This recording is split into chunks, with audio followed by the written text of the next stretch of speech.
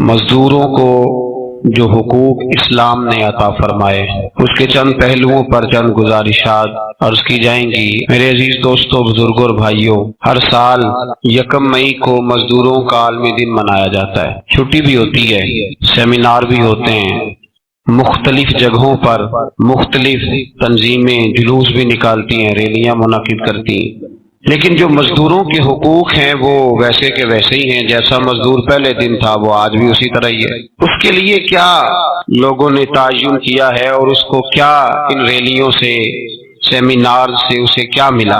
ہماری قوم کا المیہ یہ ہے کہ جب ہمارے ہاں کسی بھی دن کو منایا جاتا ہے تو اس میں مختلف اظہار خیال کرنے والے لوگ مختلف حوالوں کے ساتھ، عقلی دلائل کے ساتھ اور اپنی رائے کے ساتھ کچھ باتیں بیان کر دیتے ہیں۔ مسلمان کو تو اس کی ضرورت ہی نہیں ہے کہ وہ اپنی رائے بیان کرے یا کوئی نئی تحقیق لے کے آئے۔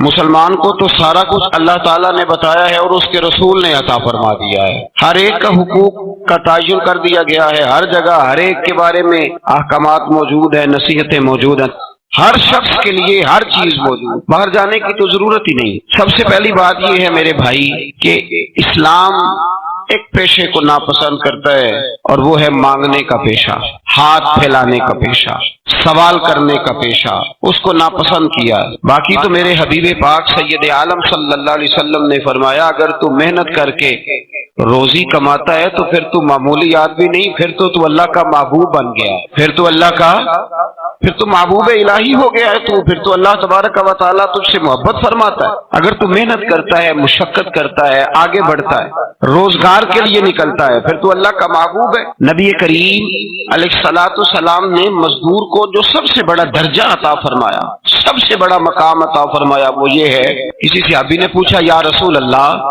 صلی اللہ علیہ وسلم سب سے اچھا کھانا کون سا ہے؟ تو حضور نے فرمایا وہ کھانا جو بندہ اپنے دو ہاتھوں سے مزدوری کر کے کھاتا ہے، وہ کھانا سب سے اچھا ہے۔ فرمایا اللہ کے نبی حضرت داؤد علیہ السلام اپنے ہاتھوں سے مزدوری کرتے، اور پھر نبی کریم سید عالم صلی اللہ علیہ وسلم نے جو دین ہمیں عطا فرمایا اس دین کو حضور نے کوئی پنڈتوں اور جوگیوں کا دین نہیں بنایا کہ تم بس غار کے اندر چلے جاؤ، اللہ اللہ کرو، میری طرف دیکھیے گا۔ یہ نہیں فرمایا کہ تم بس ٹھیک ہے آ جاؤ مسجد تسبیح پکڑ لو، کوئی اور کام نہ کرو، بلکہ حکم دیا ہے کہ کسب معاش کرو، محنت کرو، جد و جہد کرو، ہاتھ ہلاؤ۔ قرآن مجید فرقان حمید نے کہا وَجَعَلْنَا اللَّيْلَ لِبَاسًا، رات تمہاری پردہ پوشی کے لیے بنائی گئی ہے، رات تمہاری پردہ پوشی کے، وَجَعَلْنَا النَّهَارَ مَعَاشًا، اور فرمایا دن تمہارے رزق کمانے کے لیے بنایا گیا، جد و جہد کے لیے۔ حضرت عیسیٰ علیہ السلام کی ایک نوجوان سے ملاقات ہوئی تو فرمایا تو کیا کرتا ہے؟ کہنے لگا میں عبادت کرتا ہوں۔ تو فرمایا کھاتا کہاں سے ہے؟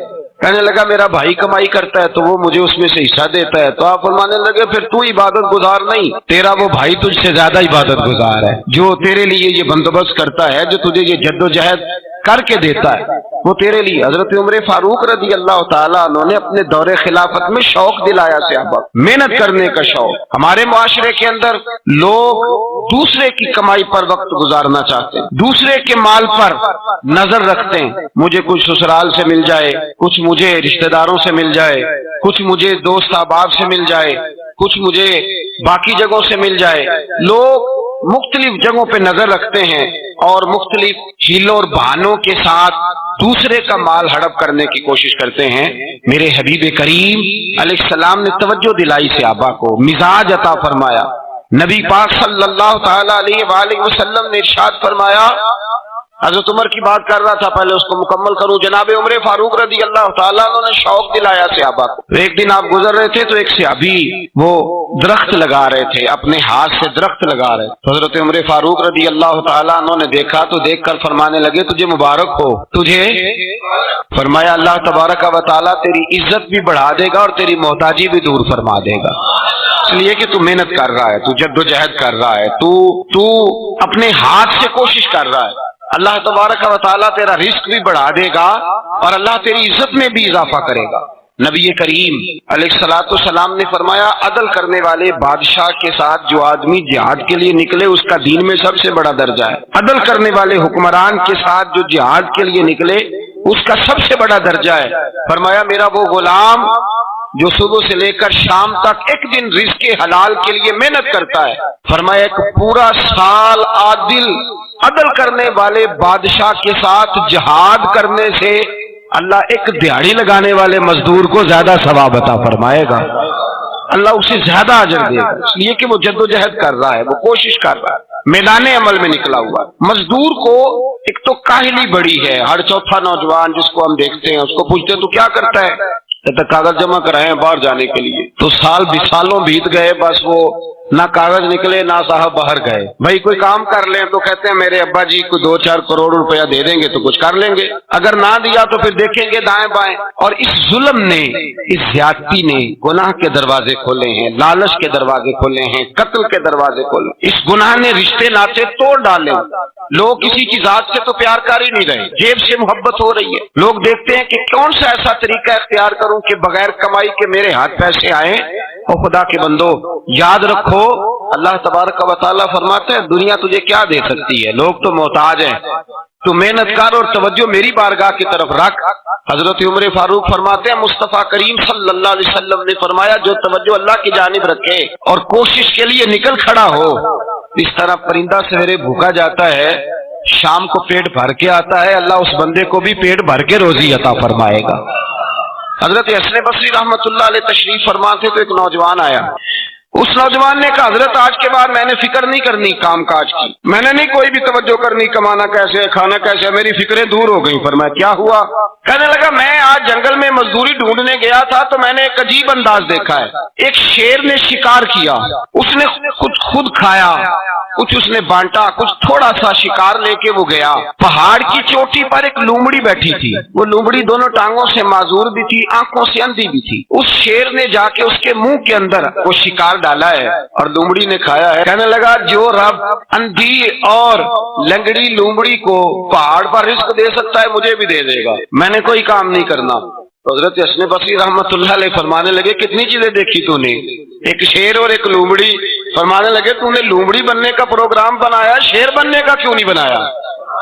تو شیر بننا، خود بھی کھا دوسروں کو بھی کھلا، تو نے لومڑی بننے کا پروگرام بنایا ہے۔ مزدوروں وہ حضرت حسن بصری فرما رہے ہیں کہ مزدور لومڑی نہیں ہوتا، مزدور تو شیر ہوتا ہے، مزدور تو یہ تو شیر ہوتا ہے، شیر۔ اس کا مالک جو جس نے اس کو دیہڑی پہ رکھا ہے وہ بھی مزدور کی کمائی کھا رہا ہوتا ہے، وہ بھی مزدور کی، تو مزدور تو شیر ہے۔ انہیں سر جھکا کے نہیں جینا چاہیے، انہیں سر اٹھا کے جینا چاہیے۔ یہ تو بڑے قیمتی وجود کے لوگ ہیں جو مزدوری کرنے نکلتے ہیں، ان کے کچھ حقوق ہیں، کچھ حقوق ہمارے حکمران بھی حقوق کا تعین کرتے ہیں، کہتے ہیں 15,000 سے زیادہ، یہ جو بجٹ آیا ہے نا اس میں 15,000 سے زیادہ، کہتے ہیں مزدور کی تنخواہ 15,000 ہونی چاہیے۔ کتنی جی 15,000 سے کون سا گھر چلتا ہے؟ ویسے مولویوں کی بھی اتنی ہے، اور میرے خیال ہے کم مولویوں کی 15,000 ہے، 10 کے قریب ہی ہے، اور اس کو بھی کہتے ہیں کہ تو بڑا کھاتا ہے، ارادہ ہے عید کے بعد تجھے چھٹی کرا دی جائے، بڑے خرچے ہیں تیرے مولوی۔ 15,000 روپیہ تنخواہ مزدور کی، گزارا ہوتا ہے؟ آؤ میں تمہیں وہ اس بارگاہ پہ لے جاؤں جس نے سب کو شان عطا فرمائی ہے۔ حضرت ابوبکر صدیق رضی اللہ تعالیٰ عنہ خلیفۃ المسلمین بنے، خلیفہ بنے تو سویرے جس رات خلیفہ بنے سویرے سر پہ ٹوکری رکھی، منڈی کی طرف جا رہے ہیں، حضرت عمر فاروق رضی اللہ تعالیٰ عنہ مولا علی شیر خدا کو کسی نے بتایا کہ وہ تمہارا خلیفہ تو جا رہا ہے مزدوری کرنے، وہ تو جا رہا ہے کمائی کرنے۔ حضرت علی شیر خدا مولا کائنات جناب فاروق اعظم دونوں نے رستے میں روکا کہ ابو بکر کہاں جا رہے ہو؟ فرمانے لگے کام کرنے جا رہا ہوں، مزدوری کروں گا، منڈی میں جاؤں گا، تجارت کرتا تھا اس کو جاری رکھوں گا، بچوں کا پیٹ بھی تو پالنا ہے، اب تمہاری حکومت کے پیچھے بچے تو نہیں نا بھوکے مروا لینے، میں نے کچھ کرنا تو ہے۔ حضرت عمر کہنے لگے چلا آ کے بیٹھ، ہم صحابہ کو اکٹھا کرتے ہیں اور مال غنیمت سے تیرا وظیفہ لگاتے ہیں، آپ کو وظیفہ ملے گا مانا، تو آپ بیٹھ کر کے مسجد میں تو ڈیوٹی کریں۔ بیٹھ گئے، مشاورت ہوئی تو حضرت ابوبکر صدیق رضی اللہ تعالیٰ عنہ پوچھنے لگے جناب بتلائیے آپ کا کتنا وظیفہ لگایا جائے؟ حضرت ابوبکر صدیق فرمانے لگے اتنا لگا دو جتنے ایک مزدور کی تنخواہ ہوتی ہے۔ تو ایک صحابی بول کے بڑے میٹھے اور دھیمے لہجے میں کہنے لگے ابوبکر اگر تیرا گزارا نہ ہوا تو، اگر تیرا گزارا نہ ہوا تو۔ حضرت ابوبکر صدیق فرمانے لگے اگر میرا گزارا نہ ہوا تو میں مزدوروں کی تنخواہوں میں اضافہ کر دوں گا، اگر مزدوروں کے گھر جلنے لگیں گے تو میرا بھی چلے گا، میں ان کی تنخواہیں بڑھاؤں گا، صرف اپنی تو مزدور کے حقوق کا تعین کیا، سب سے پہلے تو میرے نبی پاک علیہ السلام نے منع فرمایا، فرمایا جس کو مزدوری پر رکھو پہلے اس کے ساتھ اجرت طے کرو۔ حضور صلی اللہ علیہ وسلم نے فرمایا جب تک اجرت واضح نہ ہو جاؤ کسی کو کام پر، جب تک اجرت واضح نہ ہو جائے، مکمل نہ ہو جائے کہ کیا دینا ہے، طے کرے۔ کیا لوگے جو جناب دے دیں گے لے لوں گا، شریعت اس کو پسند نہیں کرتی، محبوب نہیں رکھتی۔ پہلے اس کے ساتھ پہلا حق مزدور کو یہ دیا کہ اس کی اجرت پہلے، بولیے اجرت پہلے اجرت طے ہوگی، یہ پہلا حق ہے۔ اور مزدور کا دوسرا حق کیا بیان کیا میرے نبی پاک نے، فرمایا جب، اور یہ ایسی اعلیٰ بات ہے کہ جتنے حقوق لکھنے والے ہیں نا، جتنے بین الاقوامی سطح پر انسانی حقوق کا چارٹر بنانے والے ہیں، وہ کہتے ہیں کہ یہ ایسا نقطہ حضور نے بیان کر دیا ہے کہ اس سے آگے کو بڑھ ہی نہیں سکتا، یہ ایسی بات ہے کہ جس کی شرح بھی کوئی نہیں کر سکتا۔ میرے حبیب کریم علیہ الصلوۃ والسلام نے فرمایا پہلے طے کرو، اور کیا خوبصورت لفظ ہے، قانون بنا دیا۔ فرمایا جب مزدور مزدوری کر لے تو اس کا پسینہ خشک ہونے سے پہلے اسے ادا کر دینا، اس کا پسینہ خشک ہونے سے پہلے اسے اس کی مزدوری دے دو۔ بیچارے نے محنت کی ہے، اپنے گھر جائے، یہ نہیں کہ اس نے مزدوری کیا تو تم نے کہا نہیں ادھر سے پینٹ صحیح نہیں ہوا، یہ تو لے جا 2000 اور پھر میں تیرا حساب کروں گا، ابھی ذرا میں چیک کرا لوں 2-4 لوگوں کو بلا کر کے، وہ فلاں جگہ سے نا ایک کونا خالی رہ گیا۔ اللہ سے ڈرنا چاہیے، اللہ سے ڈرنا چاہیے۔ اگر اللہ تبارک و تعالیٰ نے 2-1 آدمیوں کو ملازم آپ کا بنا دیا ہے تو پھر خیال ہونا چاہیے۔ ایک صحابی اپنے خادم غلام کو مار رہے تھے تو میرے نبی پاک تشریف لائے، اور میں کیوں اسے مار رہا ہے؟ حضور غلطیاں بڑی کرتا ہے۔ نبی پاک نے فرمایا جتنا تجھے اس پر اختیار ہے نا، اس سے کہیں بڑھ کر میرے رب کو تیرے اوپر بڑا اختیار ہے۔ کہ حضور یہ بڑی غلطی کرتا ہے، میں آخر کتنا معاف کروں؟ حضور نے فرمایا اتنا معاف کر جتنا میرا رب تجھے معاف فرماتا ہے۔ پتہ ہے تیری صبح سے لے کر شام تک کتنی کوتاہیاں ہیں۔ درگزر کا حکم دیا، پہلا حق یہ دیا مزدوری طے کرو، دوسرا حق یہ دیا پسینہ خشک ہونے سے پہلے ادا کرو، تیسرا حق یہ دیا کہ اس سے درگزر کرو، غلطی ہو جائے تو درگزر کرو۔ تو یا رسول اللہ مزدوری کتنی دیں؟ میرے نبی پاک بخاری مسلم حضور سید عالم صلی اللہ علیہ وسلم نے فرمایا مزدور کا حق بیان کیا نبی پاک نے، اور ایک بات ارشاد فرمائی تو اس کے اندر کئی پہلو، ایک حدیث میں کئی پہلو بیان فرمائے۔ حبیب پاک نے فرمایا جیسا تم کھاتے ہو ویسا ہی اسے کھلانا۔ کوئی نہیں، آپ شاید سو رہے ہیں کچھ حضرات، جیسا خود کھاتے ہو ویسا ہی، بھائی بس ختم ہو گئی بات۔ اتنی بڑی بات کر دی سرکار نے۔ کبھی دیکھا ہے آپ نے کہ مزدور کو ایسے ہی کھلایا جا رہا ہو جیسا مالک کھا رہے ہیں؟ حضور نے فرمایا بھائی مزدوروں کا حق یہ ہے کہ جیسا تم نے کھانا ہے ویسا اسے کھلانا ہے، اور فرمایا جیسا تم نے پہننا ہے ویسا اسے پہنانا ہے۔ اور پھر میرے حبیب کریم علیہ الصلوۃ والسلام نے ارشاد فرمایا اس کی ہمت سے بڑھ کر تم اس پر بوجھ نہیں ڈال سکتے، جتنا کام وہ کر نہیں سکتا اتنا تم اسے دے نہیں سکتے۔ اور فرمایا اگر اتنا کام دینا ہے جو اس کی ہمت سے زیادہ ہے تو میں اس کے مالک کو کہتا ہوں وہ بھی اٹھ کے مزدور کے ساتھ کام پہ لگ جائے، اٹھے اس کے ساتھ کام میں شریک ہو جائے۔ مزدوری کا بھی تعین فرمایا، اور پھر اس کو کام کس مقدار کا دینا ہے، مزدور کو کس قدر زیادہ اس پر بوجھ ڈالا جائے گا، یہ بھی مصطفیٰ کریم نے بیان فرمایا۔ فرمایا جو لا یکلف اللہ نفسا الا وسعها، اللہ بھی تم پر وہ بوجھ نہیں ڈالتا جو تم اٹھا نہیں سکتے۔ تو کسی مزدور کو تم ایسا کام نہیں بتاؤ گے۔ حضرت عثمان غنی رضی اللہ تعالیٰ عنہ ایک دن حضرت عمر فاروق سے کہنے لگے عمر بس کر دے یار، تیرے بعد بھی تو لوگوں نے خلیفہ بننا ہے، کیسے کوئی تیرے رستے پہ چلے گا؟ حضرت عثمان غنی سے جناب عمر کہنے لگے کیا ہو گیا؟ آپ فرمانے لگے کل میں دیکھ رہا تھا کہ لوگ باغ میں مزدوری کر رہے تھے اور آپ امیر المومنین ہو کے ان کا ہاتھ بٹا رہے تھے۔ تو حضرت عمر کہنے لگے بوڑھے تھے، بیمار تھے، مزدوری کر رہے تھے تو پسینہ بہہ رہا تھا، کیا ہو گیا اگر تھوڑا سا میں نے ساتھ دے دیا؟ حضرت جناب سیدنا فاروق اعظم یہ لفظ کہتے ہوئے رو پڑے۔ آپ فرمانے لگے میں کسی بادشاہ کا شہزادہ نہیں، میں بھی اسی باپ کا بیٹا ہوں جو اونٹ چرا کے گزارا کیا کرتا تھا۔ میں نے آگے بڑھ کے لوگ حیثیت بھول جاتے ہیں، اپنی حیثیت بھول جاتے ہیں۔ اللہ تبارک و تعالیٰ جب کچھ عطا کرتا ہے ان کا رویہ اپنے ماتحتوں کے ساتھ اتنا سخت اور جابرانہ آمرانہ ہو جاتا ہے، اس قدر زیادہ ان کے لب و لہجے میں کڑواہٹ آ جاتی ہے، اس قدر زیادہ ان کی طبیعتوں کے اندر سختی اور غرور بھر جاتا ہے کہ وہ احساس ہی نہیں کرتے کہ جو سامنے بیٹھا ہے وہ بڑا ایک دکھی انسان ہے اور وہ تکلیف میں ہے، وہ آزمائش میں اپنے آپ کو مبتلا سمجھ رہا ہے۔ حضرت ابو ذر غفاری رضی اللہ تعالیٰ عنہ فرماتے ہیں میں اپنے ماتحتوں کے حق میں بڑا سخت تھا، سخت تھی میری طبیعت، میرے غلاموں کی جرت ہی نہیں تھی کہ وہ میرے سامنے گفتگو کر سکیں اور ٹھہر بھی سکیں۔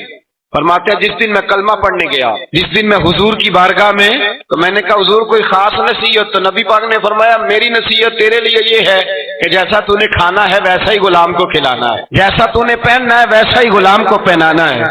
حضرت ابو ذر کہتے ہیں جو میرے اندر کمی تھی وہی میرے نبی نے نصیحت کر دی، جو میرے اندر کوتاہی تھی وہی غیب جاننے والے رسول نے بتلا دی۔ فرماتے ہیں میں گھر گیا، جب میں جاتا تھا تو ملازموں کا سانس خشک ہو جاتا تھا، وہ کانپنے ہانپنے لگتے تھے کہ جانے اب یہ کیا کرے گا۔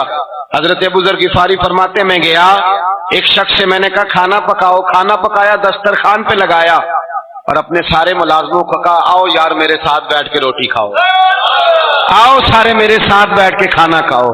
فرماتے ہیں انہوں نے کھانا کھایا، پھر میں ان کو بازار لے گیا، جیسے کپڑے میں پہنتا تھا ویسے ہی میں نے ان کے لیے بھی خریدے۔ فرماتے ہیں میرے غلام کہنے لگے آقا خیر تو ہے نا، خیریت تو ہے نا، کیا ہوا؟ مزاج مبارک تو ٹھیک ہے، کیا ہو گیا؟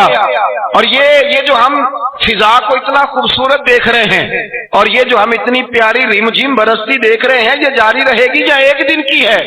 حضرت ابو ذر غفاری رو پڑے، کہنے لگے اب تمہیں ابو ذر غفاری بدلا ہوا ملے گا، اس لیے کہ اب میں وہ نہیں رہا، اب میں رسول اللہ کا کلمہ پڑھ کے غلام مصطفیٰ بن گیا ہوں، اب میں بدل گیا ہوں، میری طبیعت بدل گئی۔ غلاموں کے حق میں حضرت مولا علی شیر خدا غلام کو لے کر کے گئے دکان پر، حضرت مولا علی غلام کو لے کر گئے کپڑے کی دکان پر، 2 جوڑے خریدے، ایک کم قیمت کا ایک زیادہ قیمت کا، ایک کم قیمت کا ایک زیادہ قیمت، 2 جوڑے خریدے۔ جب واپس لوٹے تو غلام سے کہنے لگے تو اپنا لے لے۔ غلام کو پتا تھا کہ اس زمانے میں ہوتا کیا تھا، اس نے کم قیمت کا جوڑا اٹھایا۔ حضرت علی فرمانے لگے عجیب آدمی ہے، یہ تو تیرا نہیں یہ تو میرا ہے۔ اس نے کہا حضور کس طرح سے؟ آپ فرمانے لگے تیرے لیے قیمتی جوڑا اس لیے خریدا ہے کہ تو جوان ہے، اور میں نے اپنے لیے اس لیے چھوٹا خریدا ہے کہ میں تو اب بوڑھا ہو گیا ہوں، یہ تو حاجت نہیں۔ کہنے لگا حضور بوڑھے اور جوان کا مطلب نہیں، آپ علی ہیں، من کنت مولا فہذا علی علی مولا، علی مولا، آپ چونکہ مولا علی ہیں اور آپ امیر المومنین ہیں، لہذا آپ نے تخت پر بیٹھنا ہے، آپ نے سلطنت کو چلانا ہے، آپ پہنیے۔ حضرت علی فرمانے لگے تو میرا غلام بنا ہے نا، تو نے ابھی میرے نبی کا دیدار نہیں نہ کیا، تو بعد میں آیا ہے نا، اگر تو اس دور میں ہوتا تو جان جاتا کہ یہ عمل میرا ہے، پر اس کے پیچھے جو نصیحت کے پھول ہیں وہ مصطفیٰ کے عطا فرمائے ہوئے۔ تو بھائی یاد رکھیں نبی کریم سید عالم صلی اللہ تعالی علیہ وآلہ وسلم نے تعین فرمایا مزدور کے حقوق کا، تعین کیا۔ حضرت حکیم بن حزام کہتے ہیں میں حضور کی بارگاہ میں بیٹھا تھا تو نبی پاک صلی اللہ علیہ وسلم سے میں نے کہا یا رسول اللہ آپ کو کون سا آدمی پسند ہے، کون سا محنت کرنے والا پسند ہے؟ تو حضور نے فرمایا جس کے دونوں ہاتھ کام کریں، دونوں پیر چلیں اور اس کی پیشانی پر پسینہ آئے، وہ بندہ مجھے بڑا اچھا لگتا ہے۔ جس کی پسینہ آئے، آج لوگ مزدوری نہیں کرتے، دائیں بائیں دیکھتے ہیں، لوگ اپنے اندر وہ توانائی، وہ غیرت، وہ خودداری پیدا نہیں کرتے۔